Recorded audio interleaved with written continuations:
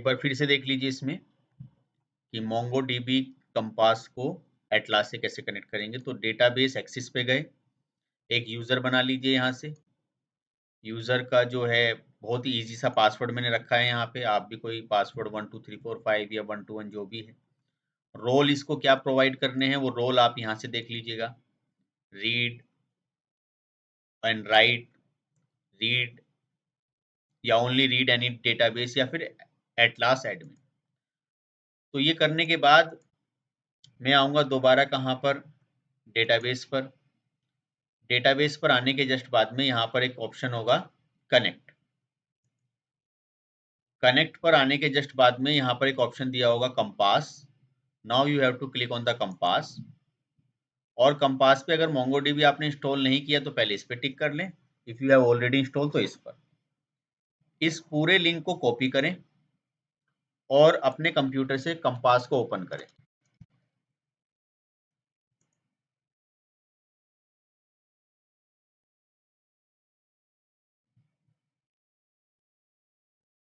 अब कंपास में आपको ये नहीं रखना है, यहाँ पर कंपास से ये लॉगिन हटा दो और ये रख दो। पासवर्ड जो था ऑथेंटिकेशन यहाँ पे भी आता है। पासवर्ड क्या है इसमें, पासवर्ड आप जो आपने रखा हुआ है यहाँ से पासवर्ड के बहुत सारे मेथड हैं। सर्टिफिकेट प्रोटोकॉल्स के अकॉर्डिंग जो होते हैं सर्टिफिकेट से पासवर्ड होते हैं। डेटाबेस जो भी है डिफॉल्ट उसमें ऑथेंटिक डेटाबेस तो कुछ किया नहीं। Save and connect. Save connection name क्या रखना चाहते हो, मैं रखना चाहता हूँ कि MongoDB एटलास 2024।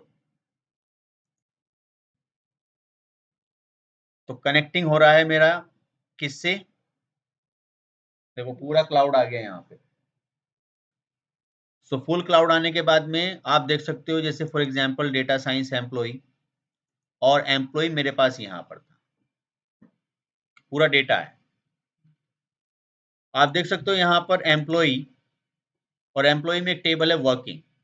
फॉर एग्जांपल इस वर्किंग में मैं कुछ ऐड करता हूँ और देखता हूँ क्या वहां पर भी कुछ चेंजेस हो पाएंगे या नहीं। तो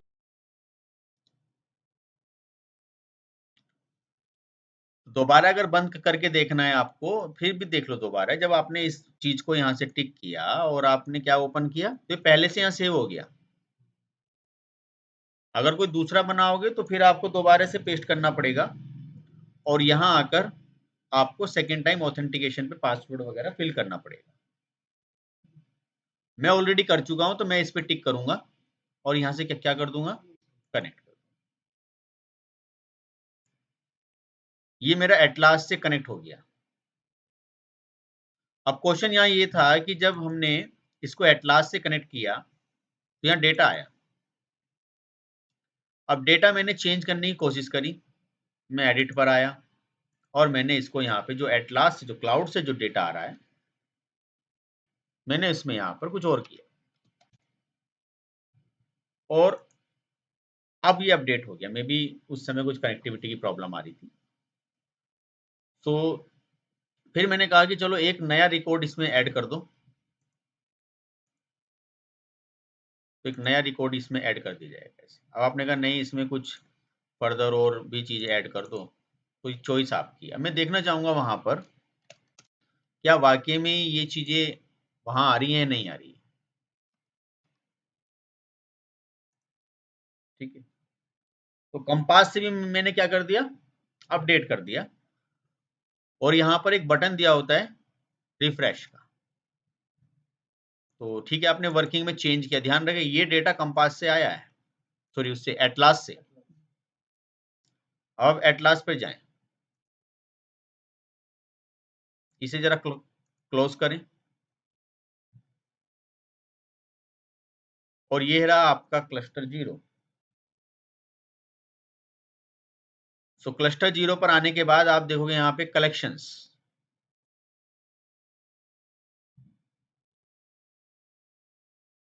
कलेक्शंस के बाद आपको यहां दिखाई देगा एक एम्प्लॉय। एम्प्लॉय में हमारे पास क्या है, वर्किंग पूरा बताता है कितने डॉक्यूमेंट है, साइज कितना वो ले रहा है, और वर्किंग। देखो ये चीजें क्या हो गई, सिंक हो गई।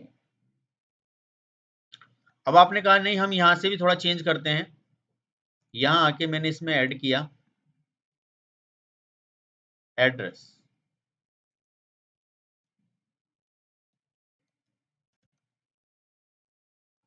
और अपडेट।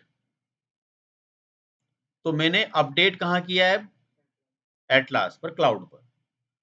कंपास मेरे पास ये रहा। तो ऐसे नहीं आता, पहले क्या करना होता है, रिफ्रेश।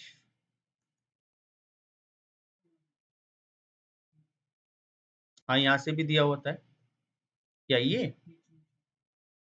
हाँ ये भी है। तो इसको रिफ्रेश करने से तो डेटा क्या सिंक हो गया, कि आपकी कंपनी में भी जो डेटा है वही डेटा क्लाउड से आ रहा है। अब ऐसा नहीं है कि अगर आपने ये बंद कर दिया तो वो बंद हो जाएगा, मोंगो डीबी चलता रहेगा। सपोज करो हाँ कंपास चलता है, मैंने इसे बंद कर दिया, ये लो सारी चीजें मैंने यहां से बंद कर दी। हाँ सब बंद कर दिया मैंने। आप जरा देखो क्या यहाँ पे कोई फर्क पड़ेगा, डेटा को फाइंड करने पे कोई फर्क पड़ेगा, कुछ नहीं पड़ेगा। कंपनी ने आपको बस वो दे दिया, वो जरूरी नहीं कि वो चल रहा है बैकएंड पे। तो आप यहां से क्या करोगे, सर कुछ भी चेंज कर दो, ये एक काम करो चेंज मत करो, इसी पर एक जो है एक न्यू डेटा और बना लो।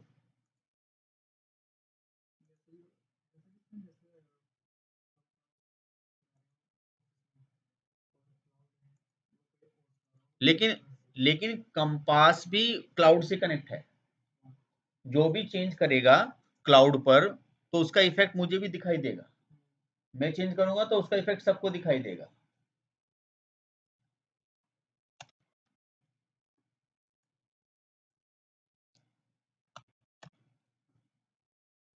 अब मैंने चेंज किया है, अब मैं जा रहा हूं किस पर, अपने क्लाउड पर। तो ये देखिए आपका आ गया, अगर आपने पहले से सेटअप कर लिया तो डायरेक्टली ये आ जाएगा। डेटाबेस पर टिक करें,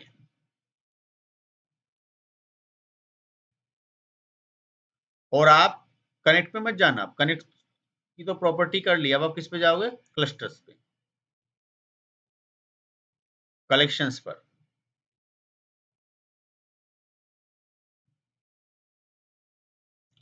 और यहां पर आप एम्प्लॉय वर्किंग चाहो तो यहां से भी टिक कर लेना।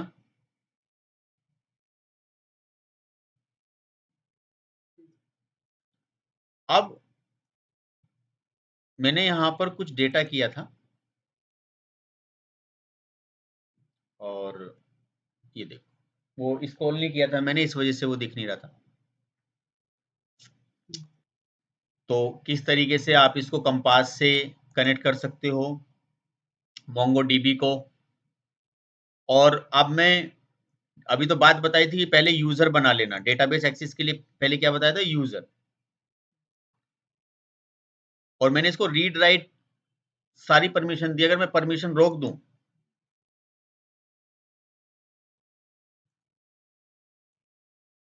ओनली, और मैंने इसे सेव कर दिया, अपडेट यूजर हो गया। तो एटलास पे तो मैं सारा काम कर ही लूंगा, यहां तो कोई दिक्कत है ही नहीं। ठीक है, इस पे आ जाओ, कलेक्शंस पर।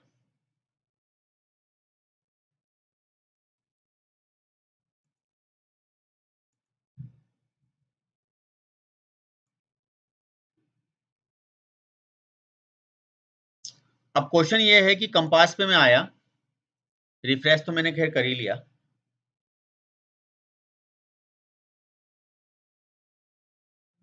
डॉक्यूमेंट फ्लैग फॉर, अब आप डिलीट नहीं कर सकते। User are not allow for action, देखो कितना जबरदस्त काम होता है, बस रीड कर लो, देख लो। क्लाउड हर जगह हो रहा है आजकल, तो क्लाउड से तो डेटा शेयर होता है, जो भी तुम एप्लीकेशन बनाओगे डेटा अपने पास थोड़ी रखोगे, डेटाबेस वो तो क्लाउड पे रखना पड़ेगा। ये तो कंपास का था काम कि कंपास पे डेटा आ गया। अब क्वेश्चन यही है कि एपीआई से डेटा कैसे शेयर होगा, वो हम अपनी अगली क्लास में देखेंगे, इसमें भी परमिशन दी जाएगी। कितने दिन के लिए एपीआई दी जा रही है, ये भी परमिशन दी जाएगी। 15 दिन बाद एपीआई सस्पेंड, पेमेंट के हिसाब से होगा ना काम, पे डेटा जो दे रहे हैं।